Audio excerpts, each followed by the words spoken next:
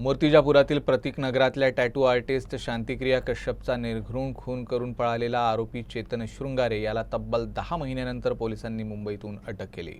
ही खळबळजनक घटना मूर्तिजापूर शहर पोलीस ठाणे हद्दीत 23 जुलै 2024 रोजी घडली होती। 24 जुलैच्या सकाळी गजानन महाराज मंदिराच्या मागील भागातील प्रतीक नगरात एका घरात शांतिक्रिया कश्यपचा मृतदेह सापडल्याने शहरात खळबळ उडाली होती। त्यावेळी ठाणेदार म्हणून भाऊराव घुगे कार्यरत होते। हॉटेल व्यावसायिक शुभम महाजन यांनी पोलिसात दिलेल्या माहितीवरून खुनाचा गुन्हा दाखल करण्यात आला होता। शांतिक्रिया त्या भागात कामगारांसोबत वास्तव्यास होती। खुनानंतर चेतन शृंगारे फरार झाला आणि पोलिसांच्या नजरेआड गेला। त्याच्या मूळ गावी हर्सुलसह नातेवाईकांकडे शोध घेऊनही तो कुठेच मिळून आला नाही।